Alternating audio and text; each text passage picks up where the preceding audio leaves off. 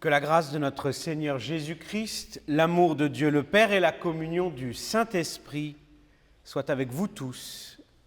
Amen. Bouger. Bouger vers quoi? Est-ce que l'existence, c'est ça? Aller d'un événement à l'autre, d'un accomplissement à l'autre, d'un but à l'autre. Quelle est la prochaine étape? Quelle est la prochaine épreuve? Et puis après, qu'est-ce qui se passe? L'existence met en mouvement, et le mouvement fait oublier tout le reste. Tant qu'on bouge, on est vivant.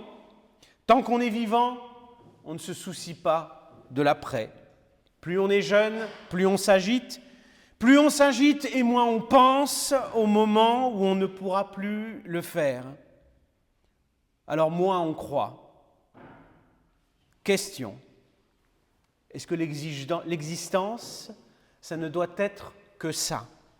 S'agiter, bouger d'objectif en objectif, bouger en espérant ne jamais connaître l'ennui ou le désœuvrement, n'avoir plus rien à faire. Est-ce que la vie, c'est toujours avancer, jamais se fixer, chercher un semblant de paix dans ce mouvement? Est-ce que c'est aussi s'organiser pour pouvoir bouger le plus longtemps possible grâce au sport, une bonne alimentation, une bonne hygiène mentale, psychologique, la méditation, le développement personnel?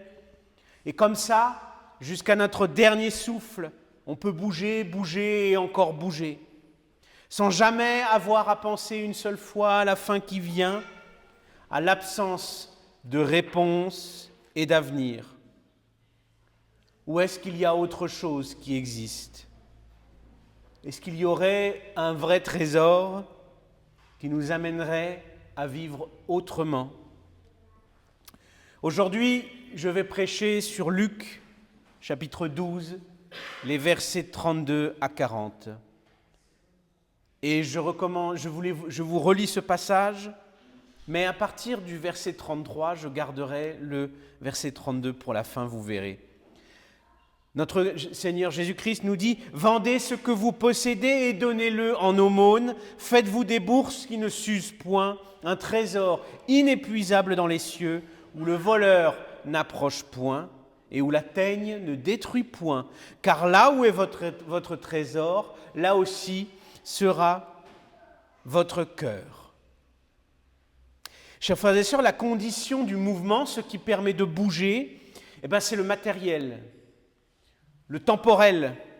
Ce qui nous fait bouger, ce qui nous fait organiser toutes nos vies autour d'objectifs, de buts, de moyens, de plans et de stratégies, c'est les choses concrètes de tous les jours, c'est le matériel. Que sont alors nos existences aujourd'hui? Devenir propriétaire, acheter une voiture, payer l'école des enfants, acheter le prochain téléphone, écran, jeu, livre qu'on attend avec impatience et puis on attendra celui d'après. Ou si on veut être un peu plus poétique, on pourrait dire que l'existence, c'est fonder une famille, se marier, devenir le meilleur vendeur, le meilleur athlète, un artiste accompli, un travailleur compétent, j'en passe. Ça peut être des objectifs matériels pour nous ou pour les autres, mais ça ne change rien, le résultat est toujours le même. Nos vies sont organisées autour de buts qui changent tous les jours, toutes les semaines, tous les mois, tous les ans, autour de choses à obtenir, acheter, autour de cases à cocher, d'objectifs à remplir. Toujours des œuvres à faire, toujours des désirs qui nous font bouger. Problème, Dieu nous dit que ce n'est pas le bon trésor. Ah bon? Et pourquoi ça? Comment Dieu peut dire ça, alors que ça nous fait du bien, alors que ça fait du bien aux autres? Alors d'accord, il y a des choses égoïstes, il y a, je ne sais pas, ma passion pour le whisky écossais, irlandais, il y a ces cigares que j'aime fumer de temps en temps, il y a mes voitures de collection, il y a mes jeux vidéo, il y a... D'accord, c'est que pour moi, c'est sans doute un peu trop, je vais diminuer, promis. Non, vends tout et donne tout aux pauvres. Mais Seigneur, comment je vais faire pour vivre alors ? Qu'est-ce qu'il y a d'inscrit dans notre cerveau qui nous empêche de croire qu'il existe un trésor plus grand, plus beau que tout ce que nous pouvons posséder ou accomplir par nos propres efforts ? Est-ce que c'est une peur de la mort, une peur de l'échec, de la faim, du néant, qui est inscrite au plus profond de notre conscience ? Est-ce que c'est notre péché ? Est-ce que nous sommes mauvais au point de trouver à redire à l'offre d'un vrai trésor ? Est-ce que nous sommes mauvais au point de ne pas imaginer qu'il existe une autre manière de vivre que celle que nous allons produire par nos propres efforts ? Qu'il n'existe pas d'autre trésor que celui que nous allons imaginer et convoiter par nous-mêmes ? Dieu nous dit de nous débarrasser de tout ce qui nous empêche de recevoir le vrai trésor. Dieu nous dit de tout laisser tomber. Pourquoi ? Précisément parce que c'est nos œuvres, nos quêtes, nos objectifs, nos mouvements qui nous empêchent de trouver le vrai trésor, d'imaginer même seulement qu'il existe. C'est évident, non ? Tant que vous êtes occupé à faire des choses, à chercher et à accomplir vos objectifs, tant que vous êtes en mouvement, que vous bougez encore et encore, comment pouvez-vous imaginer quelque chose de complètement différent ? Ce que Dieu nous dit, en substance, c'est qu'il y a des choses en trop dans notre vie, que nous le voulions ou non. Et ces choses en trop, Dieu nous apprend et nous demande de les laisser derrière nous. Plus nous nous y accrochons, et plus ça montre notre besoin que son esprit nous libère. Je parle de choses, pas de personnes, ni de relations.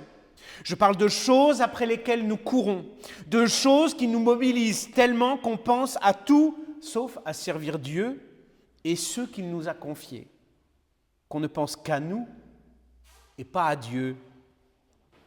Parce que ces choses sont des distractions qui nous mettent en mouvement, certes, mais Dieu ne nous demande pas de nous agiter pour mériter quoi que ce soit. Il nous demande d'être vigilants dans sa grâce. Non pas passifs dans l'indifférence, mais confiants dans son œuvre. Nous voulons produire, mais lui nous appelle à recevoir.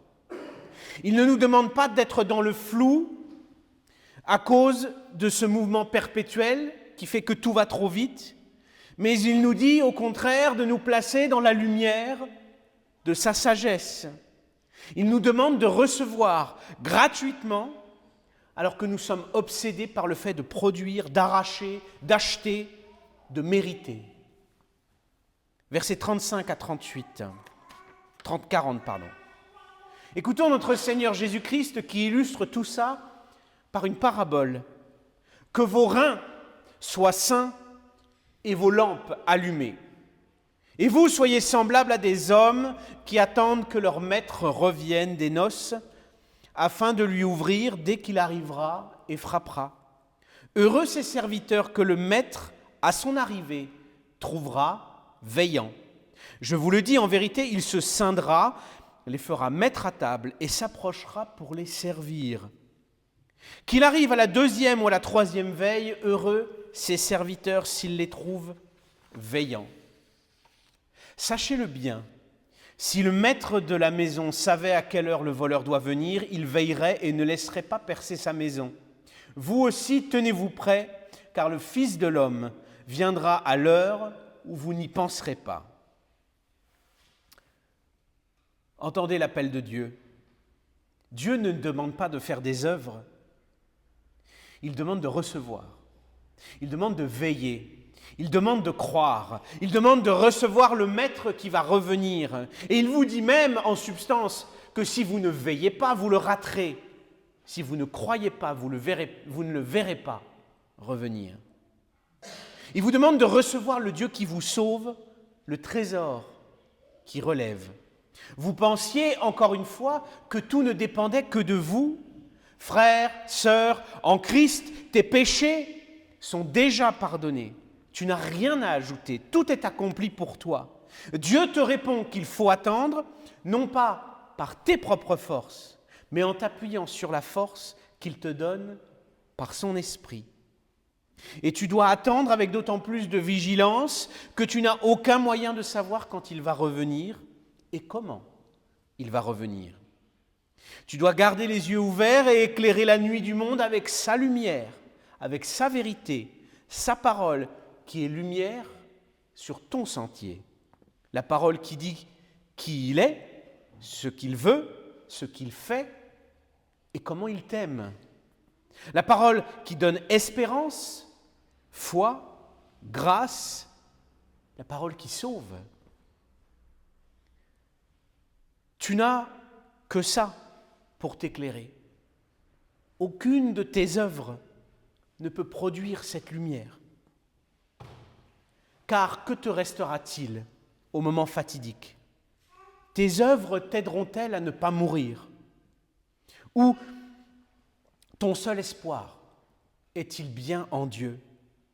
Dieu va revenir et il te fera passer à table. C'est un festin, un repas qui t'attend avec lui, une fête. C'est la possibilité de vivre pour toujours autre chose et autrement. Dieu va revenir, dresser la table et te servir. En vérité, Dieu revient à chaque fois que son saint repas est servi dans l'Église, que son vrai corps et son vrai sang sont donnés avec le pain et le vin, et que toi tu veilles, c'est-à-dire que tu le crois. Il revient pour te nourrir, pour te sauver, pour te donner le pardon de tes péchés par son précieux corps livré pour toi et son sang versé pour toi. Il n'a jamais cessé de le faire depuis 2000 ans, de revenir en personne pour prendre soin de son Église, comme il l'a promis. Je cite, « Je serai avec vous tous les jours, jusqu'au dernier ».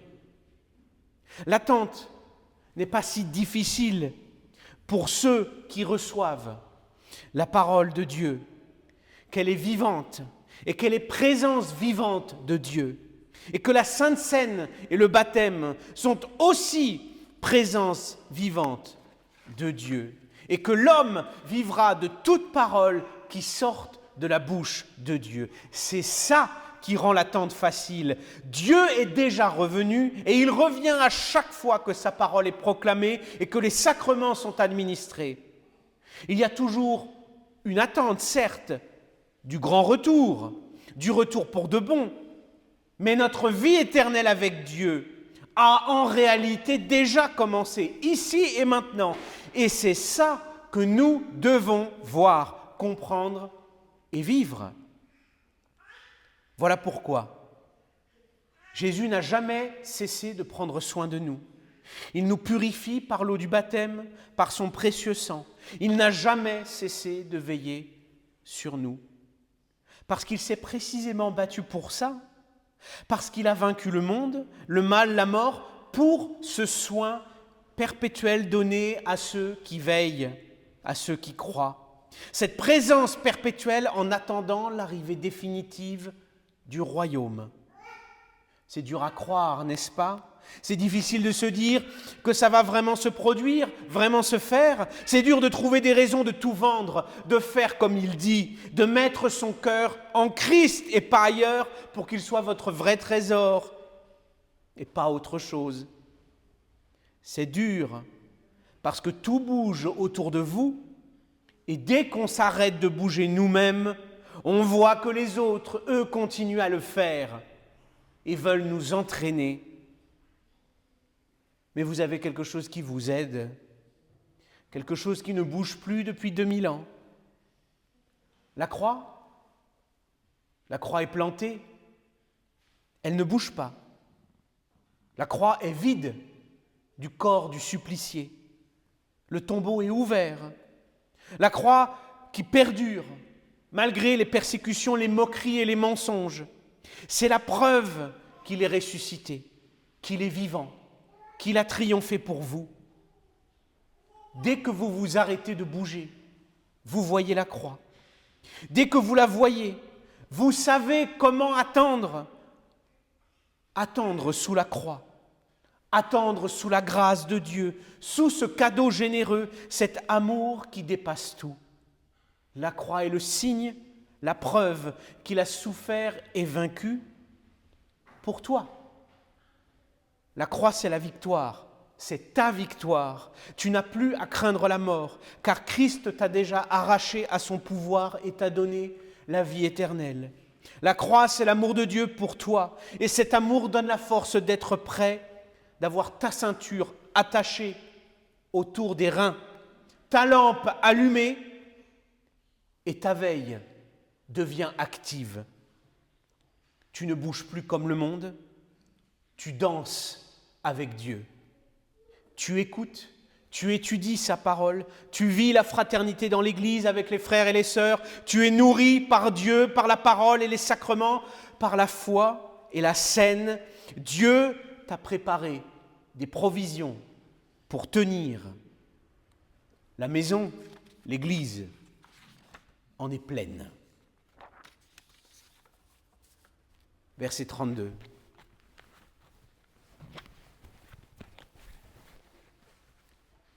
Ne crains point, petit troupeau, car votre Père a trouvé bon de vous donner le royaume.